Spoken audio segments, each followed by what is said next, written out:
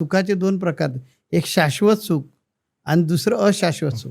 तुम्ही ज्या सुखाबद्दल बोलताय ते अशाश्वत सुख आहे, की ते आत्ता मिळेल, थोड्या वेळाने निघून जाणार. मग अशावेळी जी चढाओढ आहे ती सुखाच्या मार्गी न लागता मनशांतीकडे असली पाहिजे का? जरूर. कारण हे सुख टिकणारं नाही आहे ना, अशाश्वत अशाश्वत. सुखाच्या पाठीमागे लागताय ना. चिरंजीव सुख जर हवं असेल तर ते अध्यात्मच देऊ शकतं, बाकी कुणीही देऊ शकत नाही. विज्ञानामुळे भौतिक सुख मिळू शकेल, पण ते चिरकाल नाही आहे. काही लोकांना पैसे मिळवायचे असतात, खूप पैसे मिळवायचे असतात आणि त्या पैशाच्या पाठीमागे लागतात. वेगळ्या प्रकारे पैसे मिळवून मी मोठा होणार, मोठा होणार, मोठा होणार.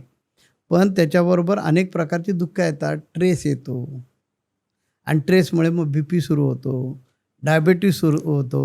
हे आजार जे आहेत ते आपणच तयार करतो. अध्यात्मामध्ये ज्या तुम्ही सुख मिळवता त्या निश्चिंत असतात, पूर्णपणे समाधानी असतात. ते जे सुख आहे, मनशांती ज्याला म्हणता येईल, शाश्वत मनशांती, ते अध्यात्मच देऊ शकतं.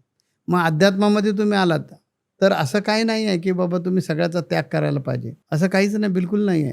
समर्थ रामदास स्वामींनी सांगितलंय, संसार त्याग न करिता, प्रपंच उपाधी न सांडिता, जनामध्ये सार्थकता विचाराच होई. योग्य प्रकारचा विचार करा. म्हणजे तो कसा करा, तर तुमचे डोळे विज्ञानवादी ठेवा.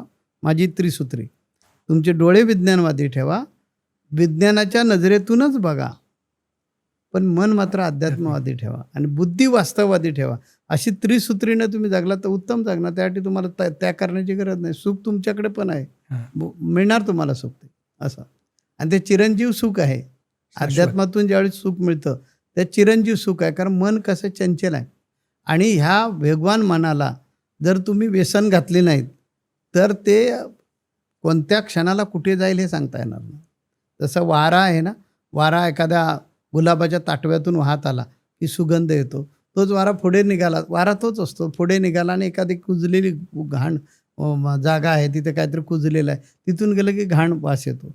तसं मनाचं आहे की मन तुम्हाला कधीच असं शुद्ध पवित्र दिसणार नाही. ते शुद्ध करण्यासाठीच अध्यात्म हा त्याच्यासाठी पर्याय आहे.